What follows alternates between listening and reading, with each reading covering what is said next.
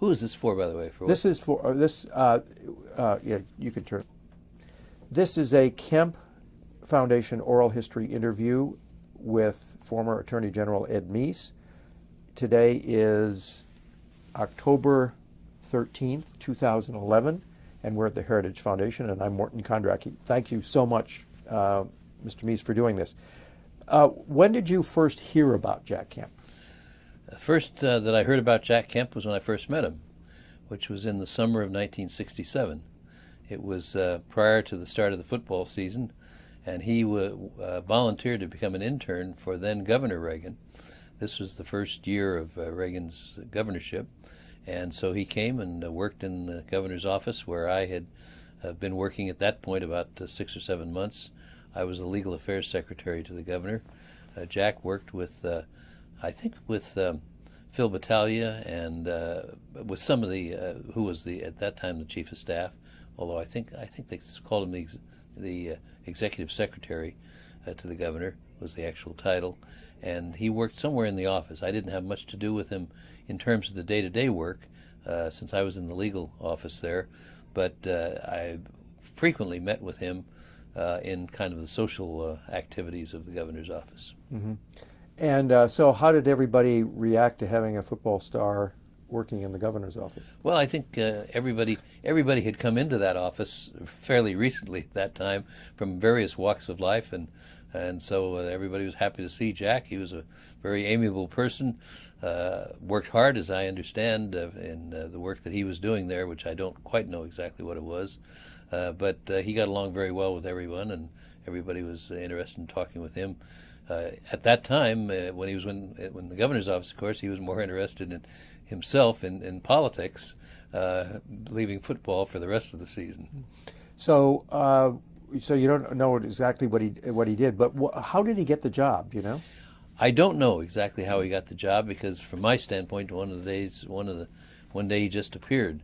But we had a lot of people from that were Reagan people, both in the political realm and in the governmental realm, from San Diego. So I imagine there was some contact there. Mm-hmm. And how much contact did he have with Governor Reagan in those days?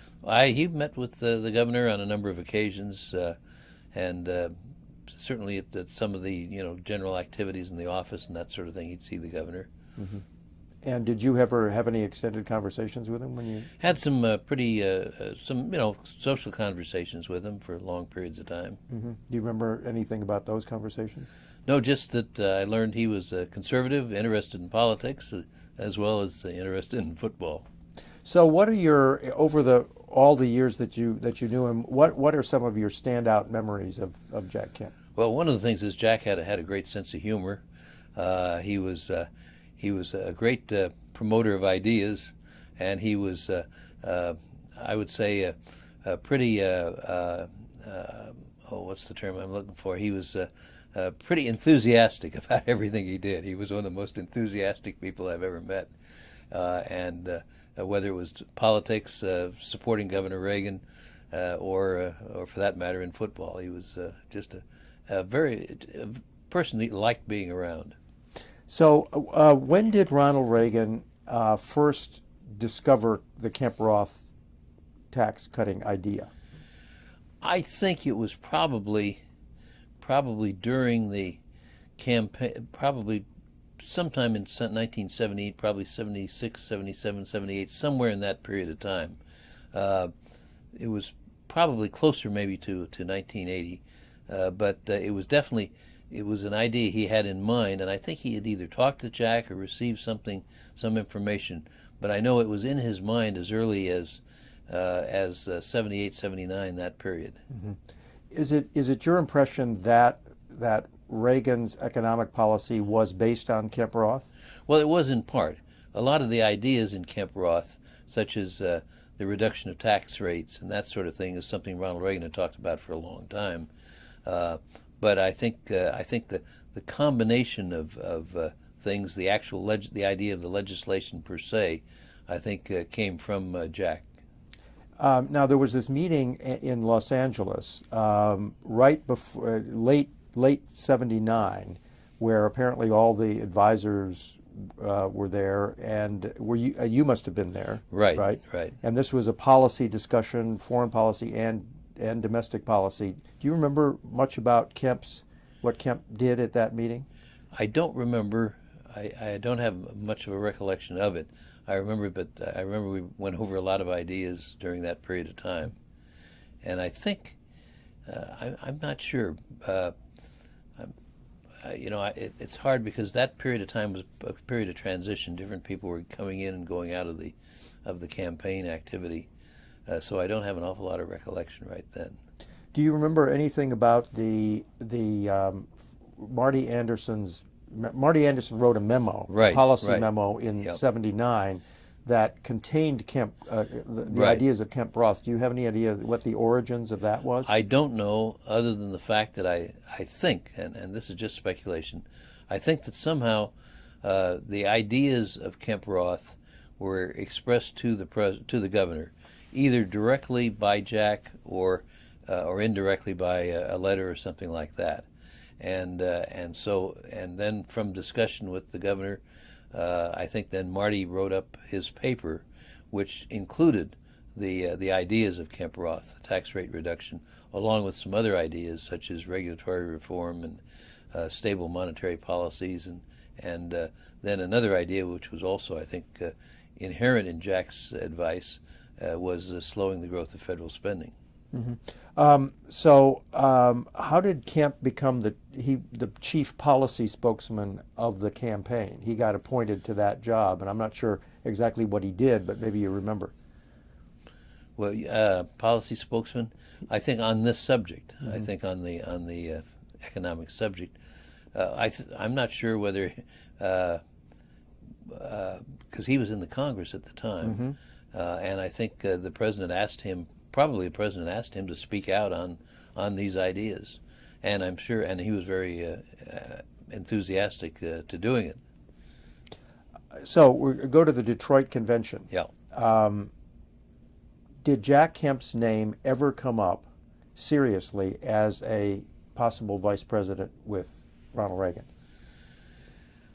I can't remember for sure who all the people were. What happened was we had a very very closely held poll that we had in the probably around, I imagine, April or May might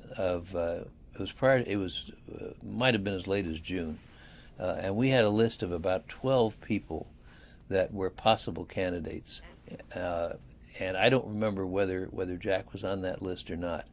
The only people who knew about the poll were Dick Wirthlin, Bill Casey, the governor, and myself, and so I can't remember all the people, but it was pretty exhaustive. So if Jack had been talked about as a possible candidate, he was probably in the poll. You think the poll is at the Reagan Library, or? No, I don't think anything was ever written about it, because it was so closely held. We didn't want anybody to. Our approach to the vice presidency was that the president or the governor would make that decision. He would not make any selections, so he could honestly say before the convention he had not chosen anyone. He also the poll itself was so closely held, and he never talked about anyone as a potential vice presidential candidate, if you remember. Nor did he have any of these trips that some presidential candidates have had, who are pretty sure of the nomination, having these visits to kiss his ring, or like some of them have had. So, according to Newsweek, Yeah. The Newsweek account of all this, there was a short list that included Kemp, Paul Laxalt, Richard Lugar, Bill Simon, Don Rumsfeld, Guy Vanderjack, Ann Armstrong, and then Dick Allen wrote a piece that said that Howard Baker and George Bush were also on that list. It's very possible. I think there was such a list, no question about that. Whether all of those people were actually on the list or not, I don't know. I don't remember at this time. But the Newsweek article may or may not have been true, because the only people who really knew who were on the list were the four of us that I mentioned. Mm-hmm. So did Kemp have any advocates in the inside circle? You know, there was really very little discussion about the vice president among the general group. So in terms of having advocates for any of those folks, I don't remember any of them. This, you know, one of the reasons why was we were very hesitant about talking. Well, first of all, the governor discouraged any talk about these kinds of things. He wanted to get the nomination first and have that secured, and so he was. It was his nature not to be presuming things until they actually occurred, even though it was very unlikely that there'd be any upset because he had the delegates pretty solidly going into the convention. So you were in the middle of the Ford negotiations. The Ford thing, the way the Ford thing happened was that someone had started this idea of the so-called dream ticket, and it was started mostly by people, or it was adhered to by people.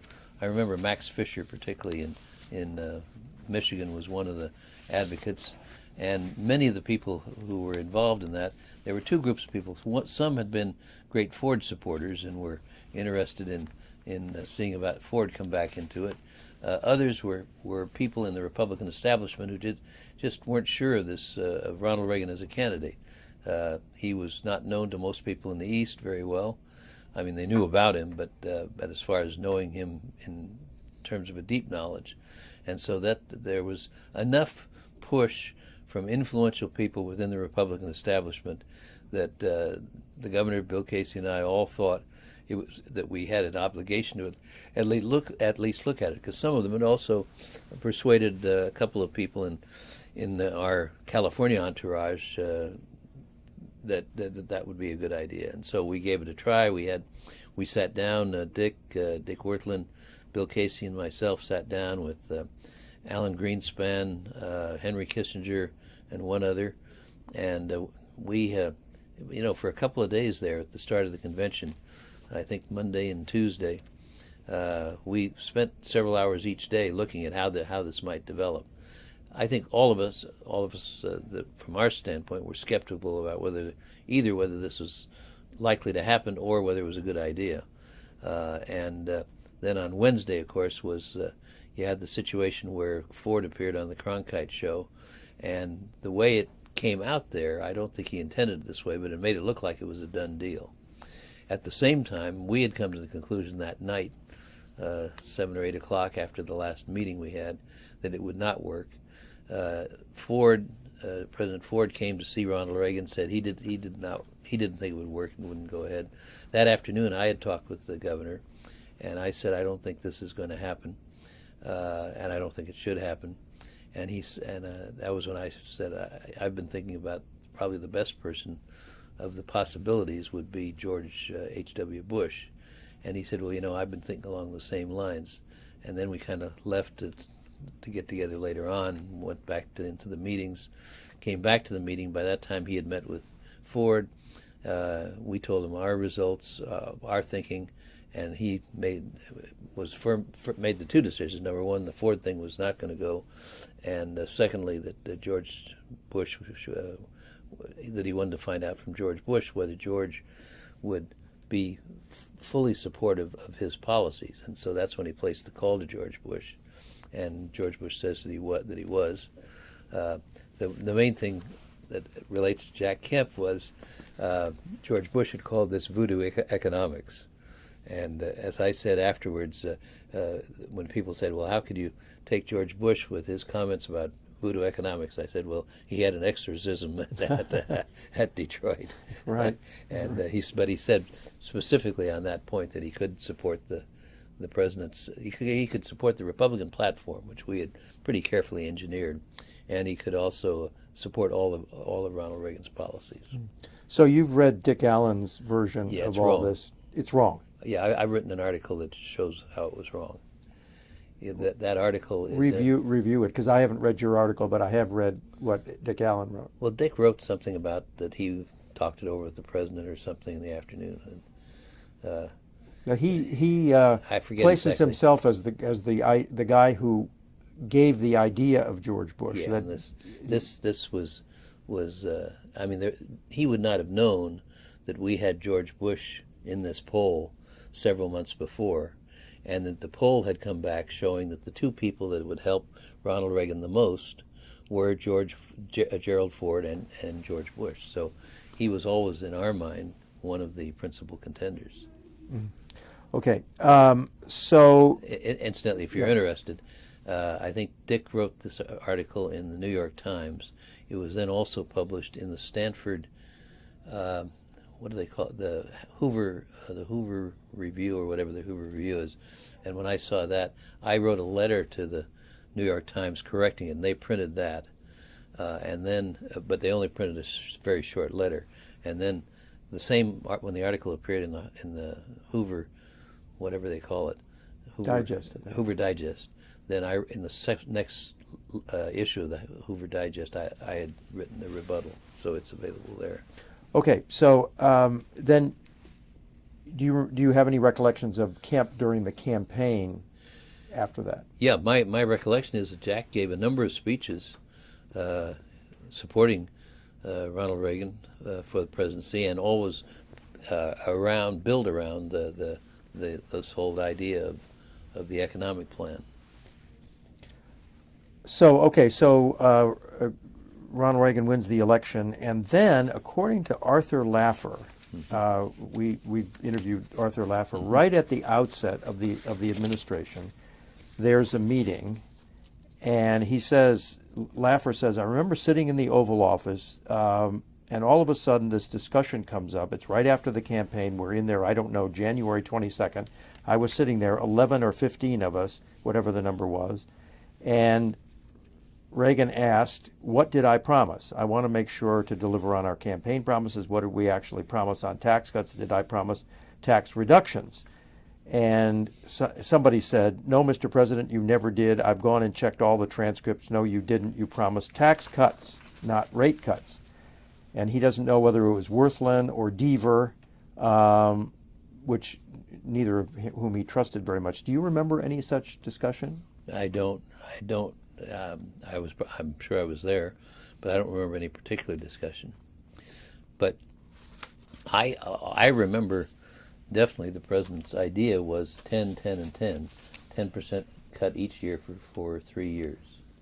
And then through the negotiations up on the Hill with our own guys and with the Democrats, it became clear, or there was a pretty good body of opinion there that since we were already in the middle of the first year, by the time this was really getting down to brass tacks, because of the time when the assassination attempt and all that sort of thing. So we're really into pretty close to June, I guess, or thereabouts, when they were actually, I don't know when the legislation was introduced, but the idea was we'd already gone through half a year. So in the first year it would be 5% and then 10% each of the next 2 years. And that was ultimately the agreement, ultimately what happened. Now, your book, you describe some people in the administration who were kind of hostile to all this. Yeah. And how did that work? Well, there were people who really didn't understand the dynamic effect of tax cuts, and they thought that this was a revenue loss. And the position that Jack took, the position that Martin Anderson took, the position I took, was that ultimately, first of all, if you didn't have something to stop the stagflation, to get the economy moving, you were going to continue to have worse revenue losses, and that the only way you stopped the revenue losses was to have tax rate reduction, which would stimulate the economy and start things moving along and moving back into a normal economic situation. And so those are the kinds of discussions I remember. So the person who I guess is the main leader of that anti-group was David Stockman. Stockman, and there were probably some others. I don't remember exactly who. But you imply that Baker and Darman were.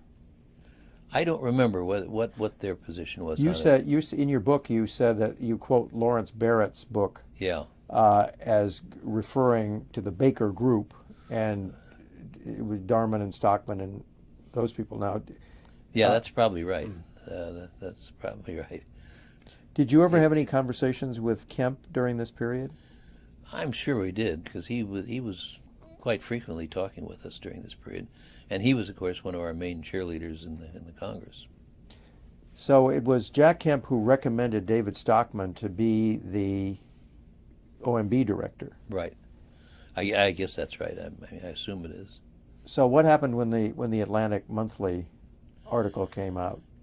But I know Stockman was taken to the woodshed, but well, I'll tell you exactly what happened. Okay.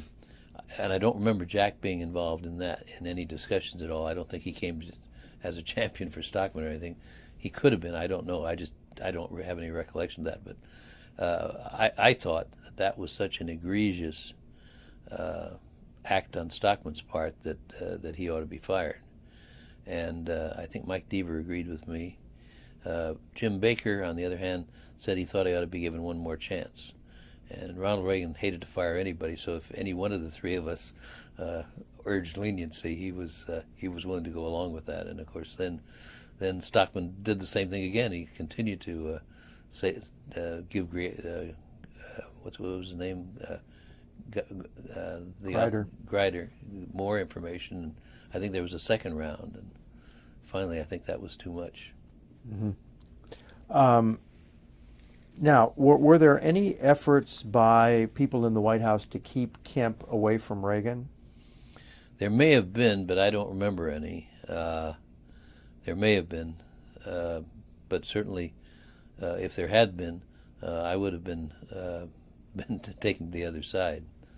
So, did you have much contact with Kemp during this whole period? I mean, did you talk to him? A reasonable amount. I remember talking to him from time to time, and as he was, particularly if he visited the White House, if he was having a meeting with the president, I would normally be there. Okay, so then in 1982, yeah.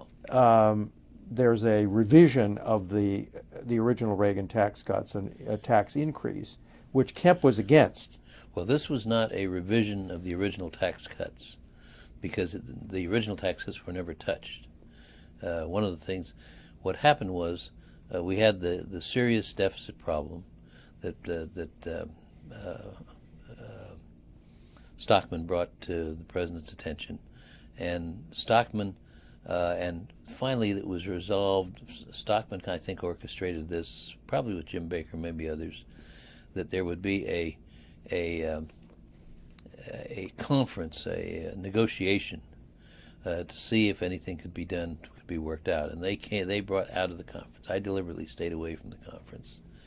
And I think Darman and Jim Baker and Stockman, with Tip O'Neill's people, I forget who they were, but they were Tip O'Neill's staff people. And maybe, I don't think there were any members involved in that. And they had these meetings. I think they started at Jim Baker's house even, I'm not sure. Or maybe there was some location they had off-site. And they came up with this idea of of an agreement. There would be $3 of spending reductions for every dollar of tax increase.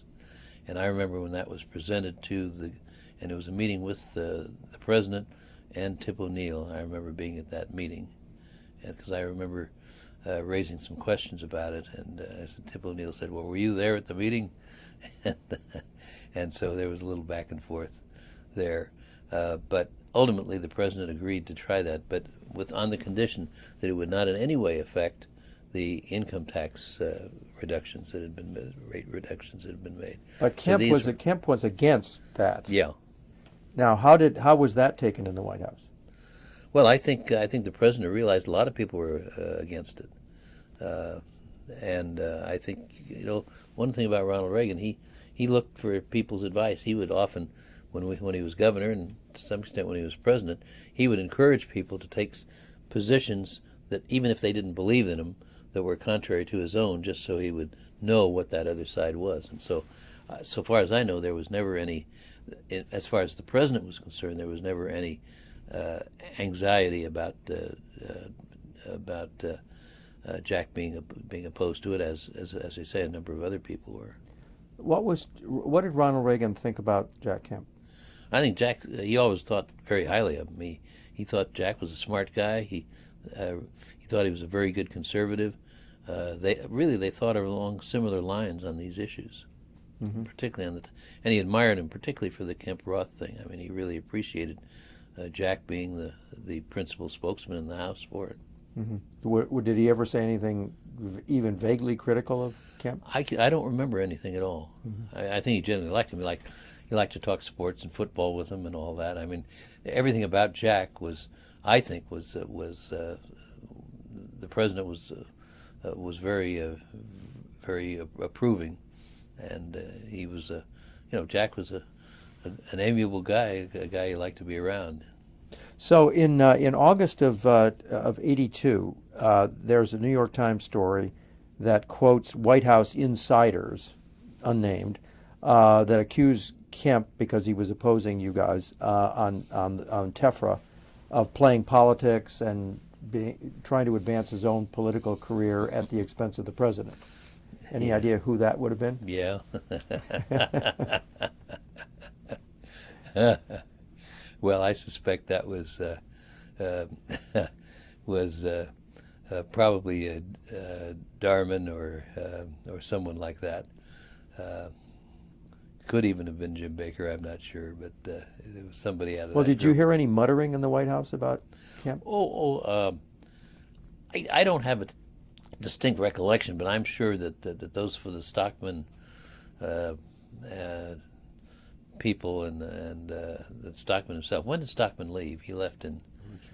I'm not sure either. I think maybe it was 82 or 83, but I'm sure that the people who were advocating the TEFRA were not pleased with the opposition. So Kemp also wants to get Paul Volcker fired. Yeah, I don't remember anything about that. Because Volcker created a recession, basically, by raising interest rates in order to stifle inflation, right, which Kemp didn't like, and he was quite vociferous about it. Yeah, I don't remember much discussion because basically the president's idea was that Volcker's steps were necessary in order to deal with the inflation problem, and he understood that and recognized that. But he also recognized that the stimulative effect of the tax rate reductions and the regulatory reform and those things would ultimately kick in and would overcome what was happening, which of course is what happened. So Kemp also wanted George Shultz fired over issues about Jonas Savimbi in Angola and détente and stuff like that. How was that taken in the White House? Let's see, George didn't come in until June of '82, so it would have been after that. And basically, I think George was reflecting the State Department line on these different issues. But I don't remember Jack advocating that George be fired, even though I'm sure that he probably disagreed with some of these things. Mm-hmm. You don't remember specifically much about Kemp's foreign policy. I mean, he was the chairman of he became ranking member on foreign ops and so on. Yeah, and I have no doubt, I don't remember any specific incidents of this, but I'm sure and what I'm questioning is what the timing was, because it would have to be into '83 probably, or even '84 when he felt this way, but I don't remember anything specific about it.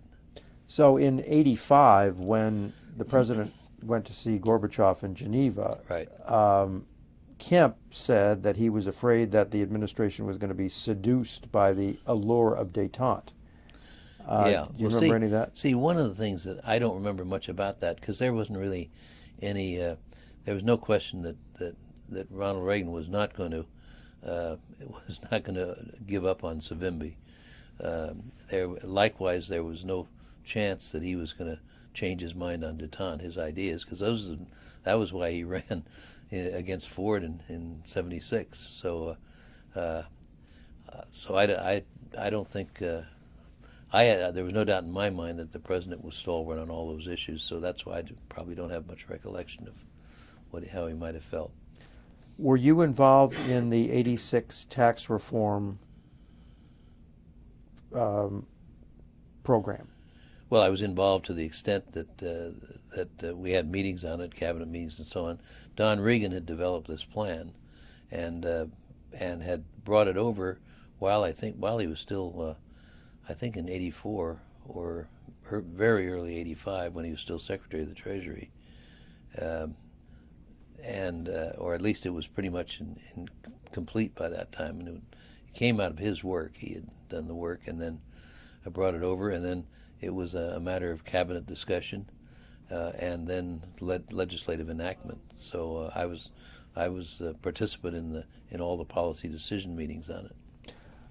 There's a point at which the Republicans rebelled. The House Republicans rebelled against the tax reform that Rostenkowski produced in the Ways and Means Committee, and they all were going to kill tax reform at the end of 1985. And do you remember anything about this? Jack Kemp was then the chairman of the House Republican Conference. Do you remember? I remember there was a lot of give and take during that period of time. I don't remember all the details of what their concerns were. Well, then Jack got the president to come and talk to the assembled House Republicans. Do you remember anything about that? I do remember that, yeah. I do remember that was part of the... Did you go? I don't think I went with him up there. No, I'm sure I didn't. This would have been in early '86? Late '85, I think. Yeah, see, by that time I was already over in the Justice Department, so I did not participate in. I didn't participate in that. I was there. I was a member of the cabinet, so I was in all the cabinet meetings where this was discussed, and I was there. It seems to me that at least some aspects of it had been brought in '84 still while I was in the White House, but I may be wrong. I could be wrong on that, but it definitely was a Don Reagan. Don Reagan had worked with a lot of different people in producing this, and I think it was also may have been discussed with the PPAB, President's Economic Advisory Board. But I remember this being presented, and then of course the whole legislative work went on it till it was passed. Did you have much contact with Arthur Laffer in those days? Used to see Arthur quite a bit, particularly when I was in the White House, of course. And what did Arthur Laffer push in those days? I can't remember anything specific, except I think he was always pushed for a rate reduction, and that was how in the package from Don Reagan, what ultimately came out of that was the 28% top rate. Did Reagan? And then there was some aspect that something continued higher than that for a short period of time, I think. Kemp.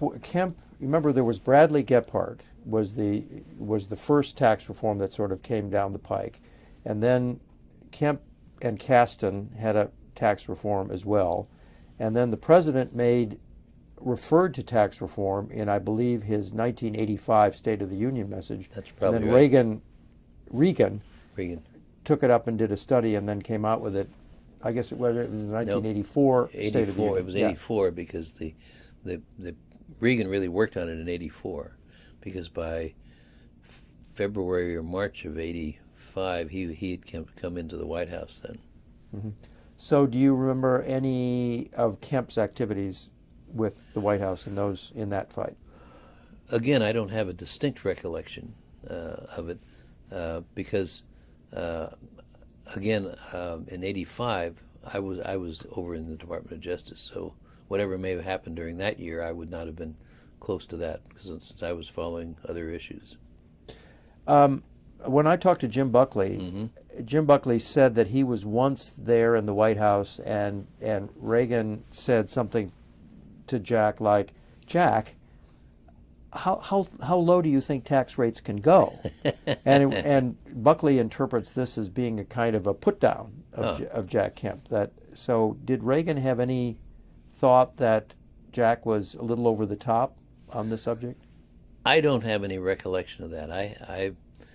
All my recollections are that he and Jack thought pretty much alike, but there may have been some discussion like that. So one of the items that Jack Kemp was constantly pushing was the gold standard. Right, that's true. And nothing ever happened. No. Why? I think largely because I think Ronald Reagan and most other people felt that there wasn't much chance of getting anything changed in regard to that. Did it ever get studied? I don't remember that it was.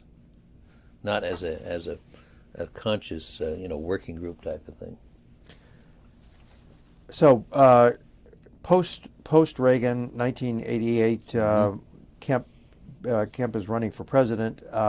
Who did you support in '88? Did you support Bush or? Probably supported Bush, yeah. But again, in '88, I was still in the Department of Justice, so I stayed out of. In '88, I went to the convention as a guest. Mm-hmm. Or wait a minute, no, actually, in '84 I went as a guest. I think in '88, I'm not sure where was the '88 convention? It was. Gosh, I can't remember. I don't think I went to the convention actually in '88. Now, one of the issues when Kemp was running against Dole and Bush, of course, and didn't go very far. But one of the issues that came up was this gay issue, which harkened all the way back to the time when he was working as an intern back in Reagan's office. Right. And there was a house in Tahoe, I guess, that he shared with. I think he went up with us to Tahoe. There were a couple of things that happened up in Lake Tahoe. One was we had an overall staff meeting there, kind of a staff retreat at Tahoe, and I think he may have been with us at that time. And then on another occasion, I think there was another Tahoe event with Paul Laxalt where they had the governors got together at Lake Tahoe in sort of a goodwill joining of forces there between the two states. There were some phony allegations about some homosexual activity going on at Lake Tahoe, but I don't remember, and I remember vaguely. I can't remember all the details.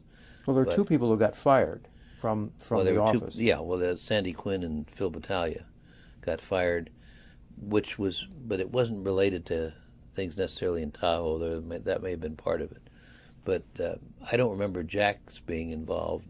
There was some newspaper reference to an athlete being involved. There was some, and it dogged Kemp for a long time. Well, it was totally false, and even the allegations against Battaglia and Quinn were never proven beyond a reasonable doubt. There was a lot of suspicion and all that sort of thing.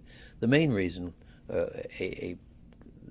there was a concern about their activities between those two guys, but the main thing that was happening was that Battaglia was going to Washington without the governor's knowledge and promoting him as a presidential candidate for '68, and was engaging in a lot of extra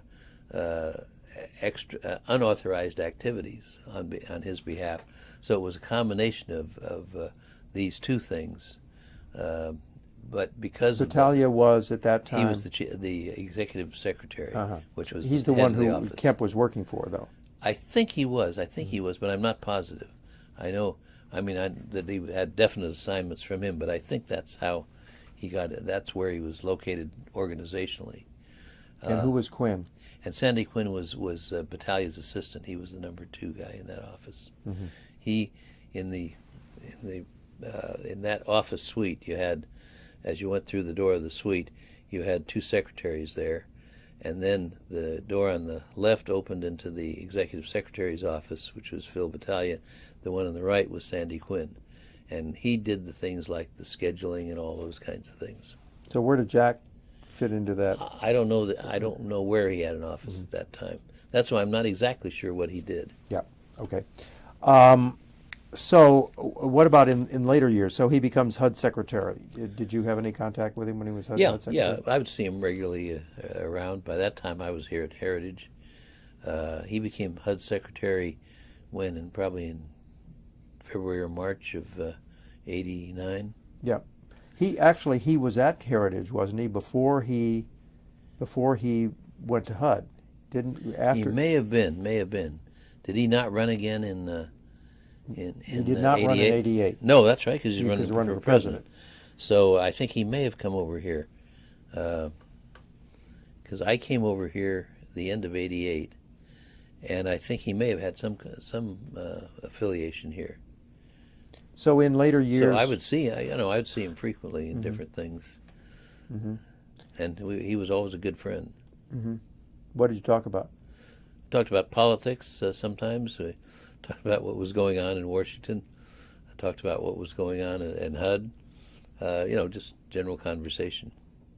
His idea for enterprise zones never seemed to go very far in the Reagan administration either, or for that matter in the Bush administration. Yeah, and I don't know why, because I think a lot of us thought it was a good idea. And I think it was maybe crowded out by other issues, particularly in the second term. In the first term, you had all the economic issues, the other economic issues. The president, I think, was always pretty much in favor of it. And in the latter part, the second term, most of the emphasis at that time was on foreign policy, because that was the major efforts being made with the Soviet Union and things like that. Okay. Is there anything else that you recollect about Jack Kemp? No, just that Jack was always my recollections, which are fairly dim, this being 25 years ago. But he was always that he and Ronald Reagan always got along well. Ronald Reagan liked him, appreciated his ideas, that he was a champion of the enterprise zones and of good conservative economic ideas, and that he enjoyed a very good reputation with most of us in the White House. So how do you think he ought to be remembered in history? Well, I think Jack ought to be remembered certainly for his ideas and promotion of the Reagan economic program and his contributions to it in terms of Kemp, and also what he did, as I thought, as a Hud Secretary, he did very well. That was kind of let's say it was not, in the minds of most people, a highly visible part of the federal government. And I thought, but he made it visible. I mean, I think he brought energy into that department that we hadn't seen before, or for that matter, since. Okay. Thank you very much, Mr. Meese. Okay. I wish I had a better recollection of some of these things, but it's okay. But I would say this: whatever I said in the book, I would certainly stand behind, because at the time my memory was much fresher, and to the extent there was any references to Jack or where he was in those things, it definitely I would stand behind that. Thank you. Thank you so much. Okay.